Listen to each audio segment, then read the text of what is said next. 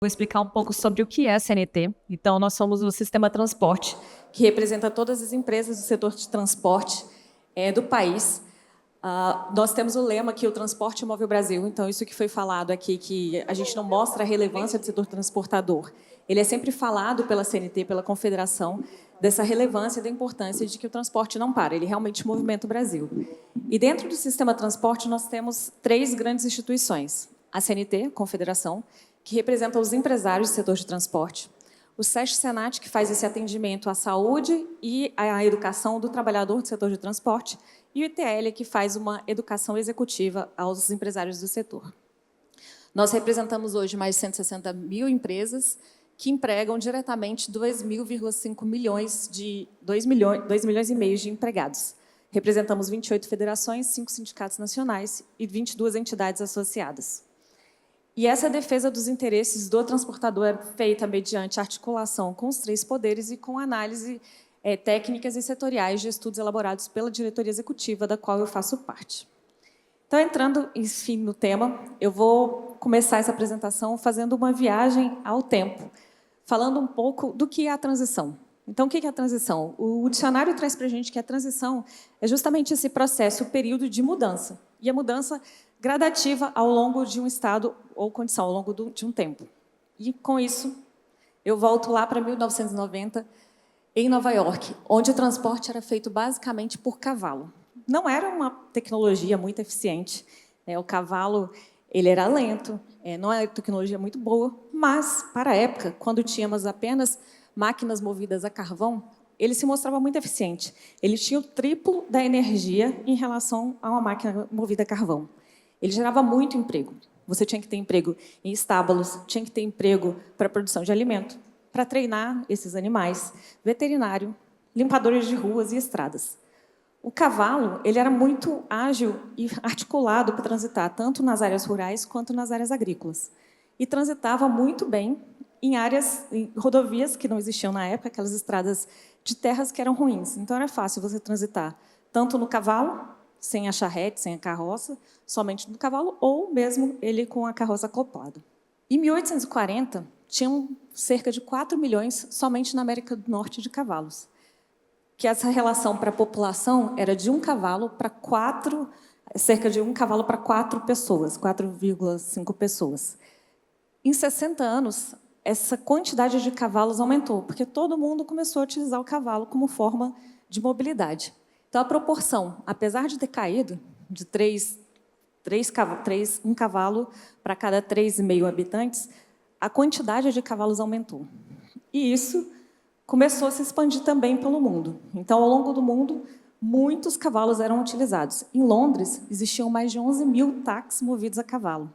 E milhares de ônibus, mais de um para cada ônibus, precisavam mais de 12 cavalos. Eram mais de 50 mil cavalos utilizados só no transporte urbano.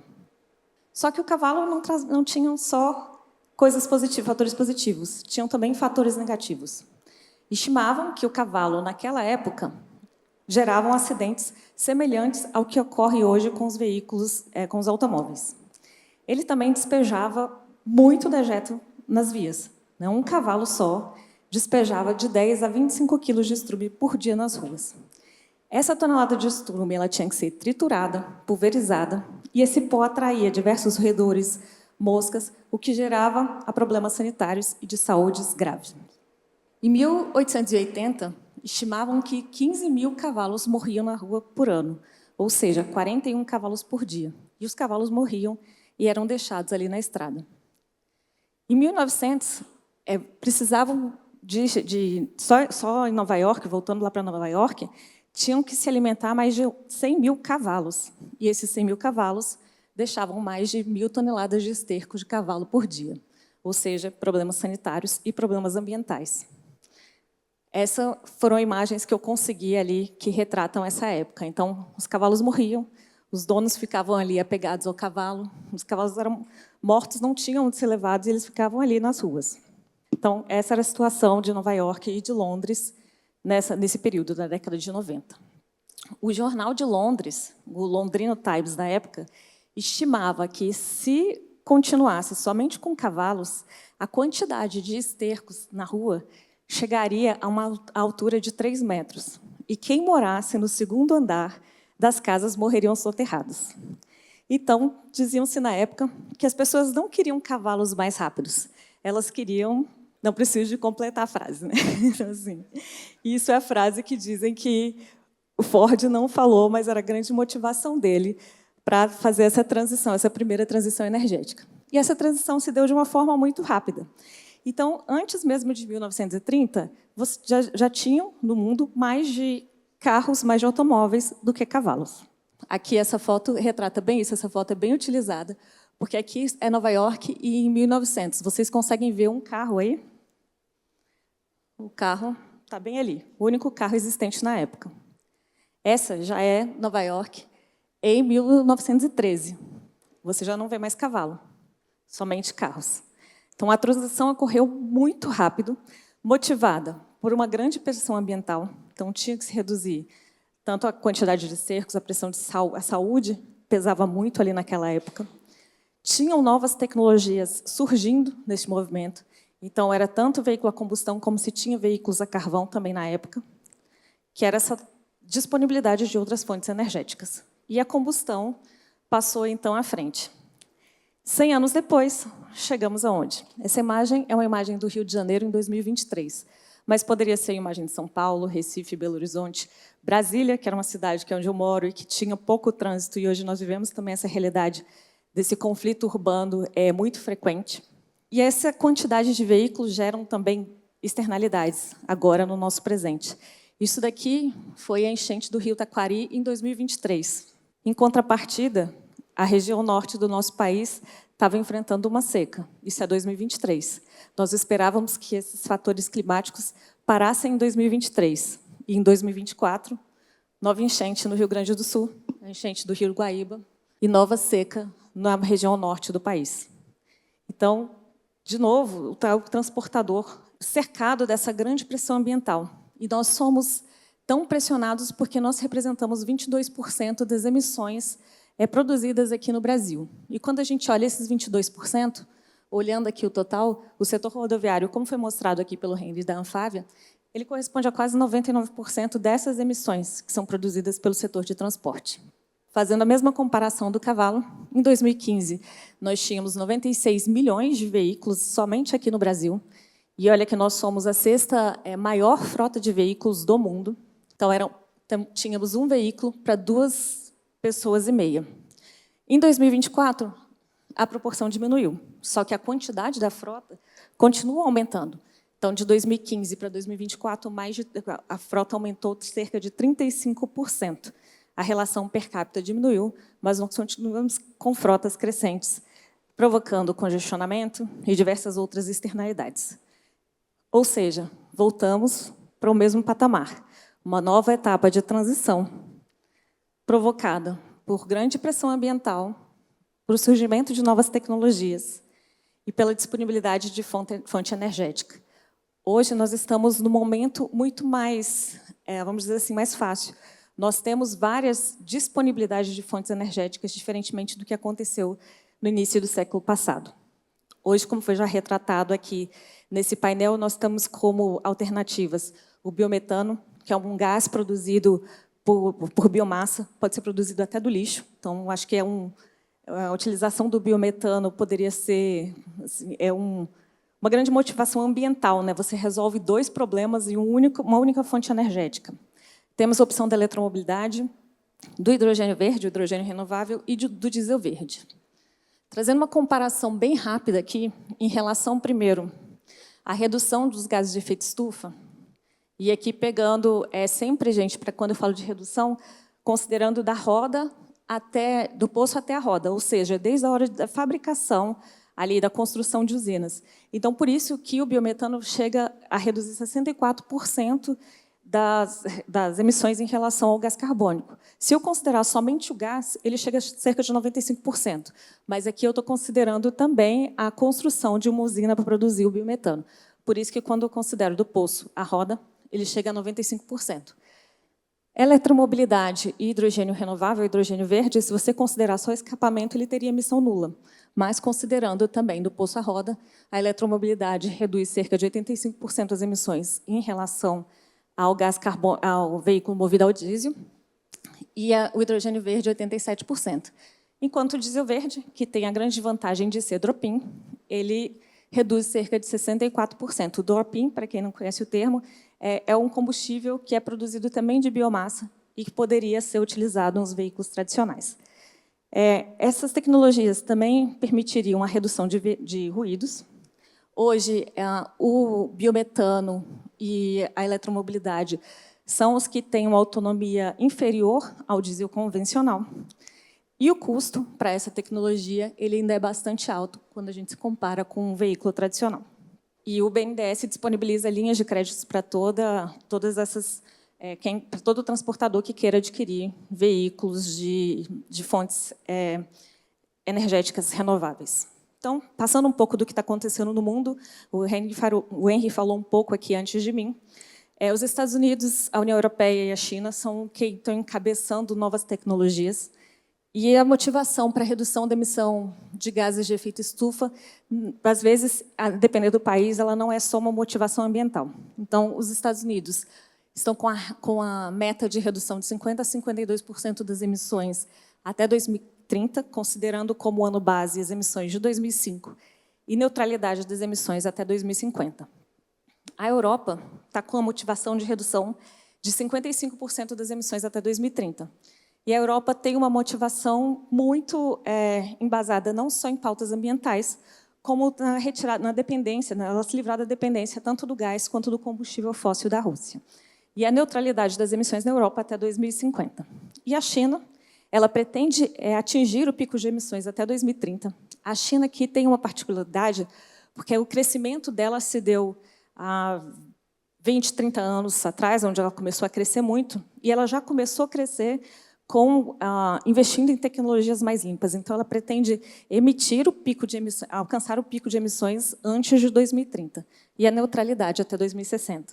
Então, hoje, para quem foi na missão internacional da China, promovida pela CNT, voltou muito... A China tem o veículo elétrico como um negócio. Ela não trabalha o veículo elétrico somente como uma prerrogativa para a redução de emissão. É toda uma cadeia envolvida na produção de veículos elétricos e também de hidrogênio.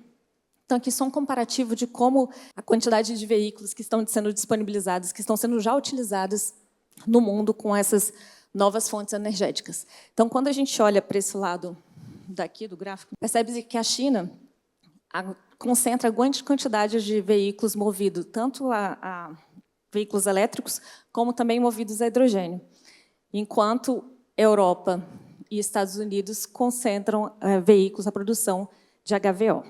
E aqui no Brasil, como estamos? Então, nós também temos uma política de descarbonização. Então, o Brasil pretende alcançar cerca de 53% da redução das emissões até 2030, também como base o ano de 2005, e a neutralidade das emissões até 2050. Em outubro, foi promulgada a Lei do Combustível do Futuro. Então, falando um pouco dessa lei, essa lei ela trata do biodiesel. Então, o biodiesel já foi inserido de forma mandatória no nosso combustível, no nosso diesel, desde 2008, como parte do combustível que nós adquirimos como forma de reduzir as emissões. Hoje, a Lei do Combustível do Futuro prevê que, até 2030, 20% do nosso combustível, do nosso diesel, tenham uma parcela de biodiesel. Perdão, o nosso combustível tem que ter 20% de biodiesel, podendo chegar a 25%. Este biodiesel, já foi falado um pouco aqui nesse painel, ele é um problema para o transportador hoje, da forma como que ele é feito.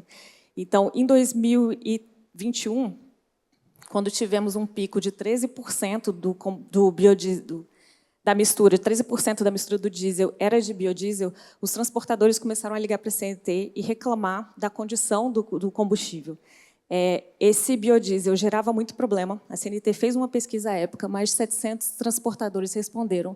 E 60% desses transportadores falaram que o biocombustível, o biodiesel, da forma com que estava sendo feita, ele causava grandes problemas para o transportador. A CNT trabalhou muito para que esse biocombustível fosse melhorado. Hoje, a ANP tem normas que melhoram um pouco a qualidade do combustível, do biodiesel. Ele ainda é um problema, e a gente conseguiu, na Lei do Combustível do Futuro, fazer com que o acréscimo do percentual mandatório do biodiesel fosse atrelado a testes. E também um rastreio, a rastreabilidade da biomassa que é produzida esse biodiesel. Porque, frequentemente, os transportadores encontravam, por conta do acréscimo do biodiesel, uma troca frequente dos filtros. Essa troca, 82% dos transportadores que relataram problema falaram que tiveram um aumento da troca de filtro. Essa troca do filtro, o filtro é um resíduo perigoso. Então, ao você trocar com diversas vezes esse elemento, você tem que descartá-lo. Então, você está descartando um resíduo perigoso no meio ambiente. Então, por um lado, você melhora, utiliza a parcela do seu combustível, que ela é de biomassa, ela é um combustível renovável, mas você está gerando outras externalidades que são danosas ao meio ambiente. 77% relataram falha no sistema de injeção, 48% falaram do aumento do consumo de combustível, então você acaba gerando outra externalidade, porque quando você começa a diminuir a eficiência energética do seu veículo, você tem que gastar mais combustível para fazer o mesmo percurso, você passa a emitir mais gases de efeito estufa. Os veículos apresentavam paradas repentinas, devido a falhas no sistema, principalmente na região do sul do país, com temperaturas mais baixas, podendo gerar acidentes fatais, e sem contar no aumento da frequência da troca de óleo lubrificante. Quando você troca mais óleo lubrificante, você também está consumindo mais fonte fóssil. A Lei do Combustível do Futuro ela também prevê um Programa Nacional do Diesel Verde, o PNDV. Ele é um programa que incentiva a pesquisa e a produção do diesel verde aqui no Brasil. Só que ele limita a participação do diesel verde no diesel em apenas 3%, em até 3%. Nós temos limite de 3%, diferentemente do biodiesel. Biodiesel, se você quiser usar biodiesel no seu veículo, você pode usar até 100% sem nenhum problema. Se você quiser usar o diesel verde, que é feito da mesma biomassa, porém com um processo diferente, não tem éster, é um produto que é drop-in, é um produto que ele tem a mesma característica do diesel fóssil, ele não prejudica o motor, mas se você quiser usar mais de 3%, você tem que pedir uma autorização para a ANP para conseguir utilizar esse combustível. A lei também incentiva a produção, a pesquisa e a comercialização de biometano como forma de reduzir o percentual de emissões do gás natural.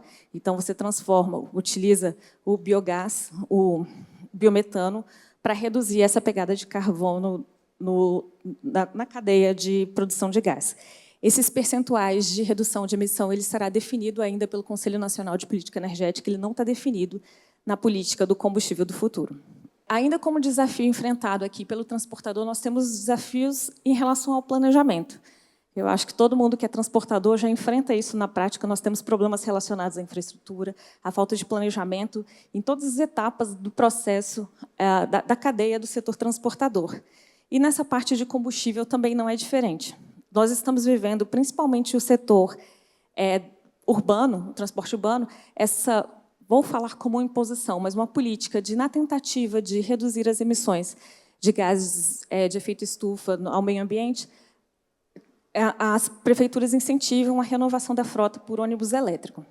Então, aqui eu trouxe uma notícia da Prefeitura de São Paulo, que em 2023 adquiriu mais de 50 novos ônibus, e ela tinha uma estimativa de que até 2024 ela teria a maior frota de ônibus elétrico da América Latina.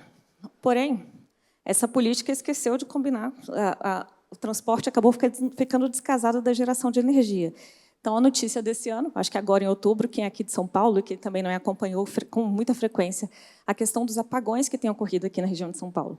Então, às vezes, por uma política, como uma tentativa de gerar uma descarbonização, você pode gerar um outro problema. Então, quando você tem uma política descasada, você causa, se você tem todos os seus veículos, toda a sua frota elétrica, você pode causar dois problemas, né? Porque se você não tem energia, no outro dia você também vai ter um problema na mobilidade urbana da população. Então, essa foi a notícia agora da última chuva que teve no começo de outubro, a notícia de sábado. e no domingo ainda quase 540 mil pessoas estavam sem luz. Então, esse descasamento do planejamento é um problema muito crítico aqui do Brasil. Ainda em referente à falta de planejamento, nós lá da CNT acompanhamos há muitos anos o programa de renovação de frota. Então, é um programa que eu estou na CNT há 10 anos a gente acompanha esse programa, e agora que estão saindo os primeiros testes piloto desse programa. Porém, esse gráfico é uma simulação, um estudo feito pela Confederação, que mostra que a renovação de frota seria muito eficiente. Então, se nós pegássemos os veículos da fase P0, só de caminhões que circulam hoje no Brasil, são cerca de 152 mil veículos, isso corresponde a 11% da frota, do qual nós teríamos um ganho de emissão, uma redução de emissão de 30%. Se eu pegasse veículos aqui até a fase P4, são veículos produzidos antes de 2005, nós reduziríamos 32% da frota, faria renovação de 32% da frota por veículos da fase P8, e a redução da emissão de gases de efeito estufa em relação ao que hoje é emitido seria na ordem de 70%. Então, isso impulsionaria, não só ajudaria na emissão, como impulsionaria a indústria brasileira na produção de novos veículos que já são hoje fabricados aqui no país. Esse estudo está disponível no nosso site, eu trouxe só um gráfico dele, mas ele tem diversas outras análises interessantes para o setor.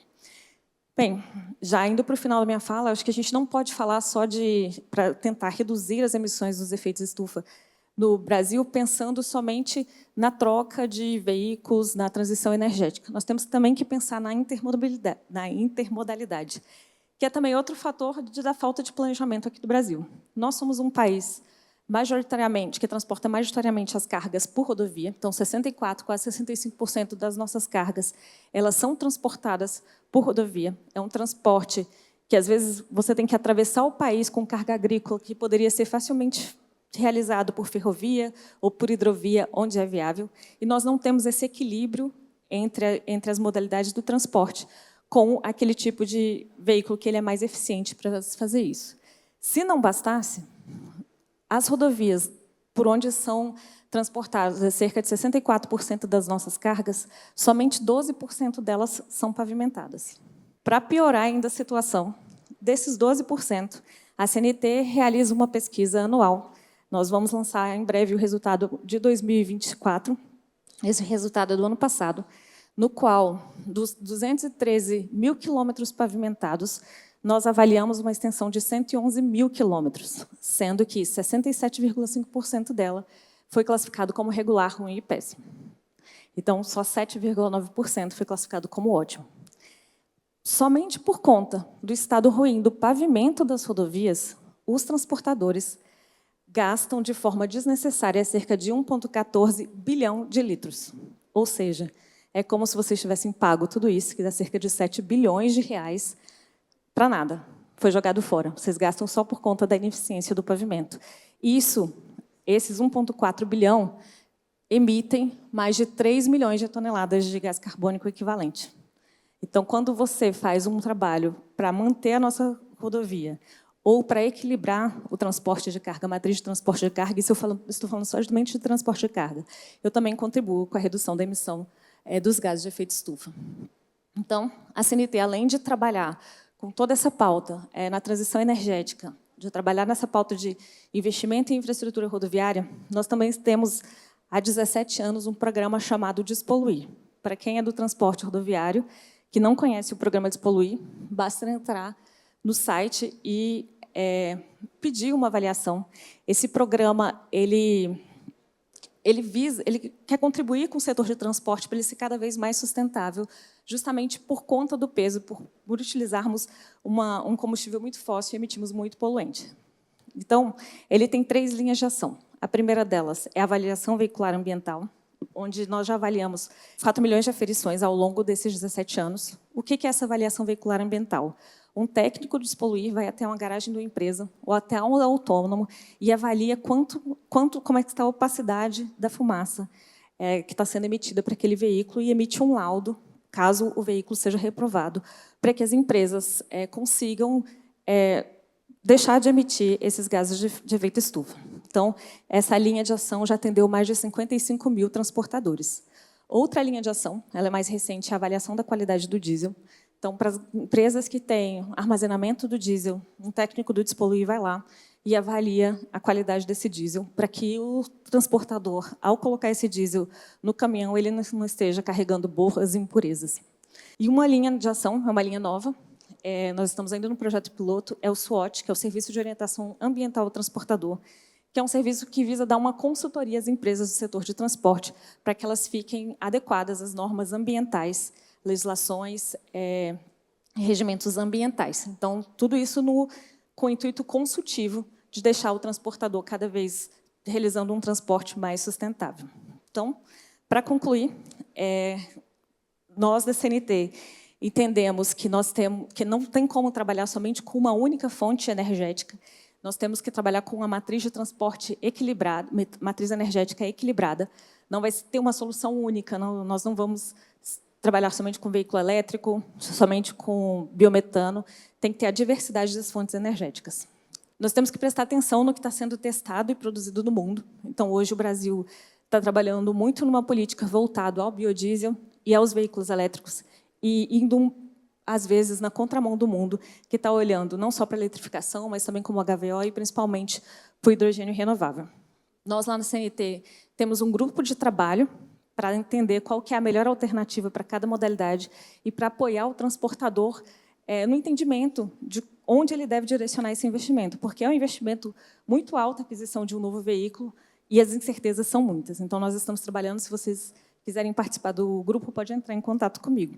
E há vários anos, essa pauta ambiental é uma questão muito forte da CNT, e a gente participa da COP, nós vamos para a COP semana que vem, e de mais fóruns de discussão em qual a pauta ambiental é prerrogativa, é tema, levando justamente essas pautas do setor transportador.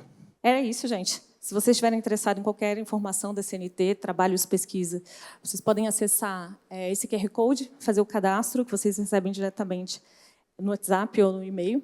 E são as nossas redes sociais, que nós postamos todos nosso lançamento, tudo que nós estamos fazendo na defesa dos interesses dos empresários do setor de transporte. Deixo aqui meu contato, se tiverem alguma dúvida, estou à disposição.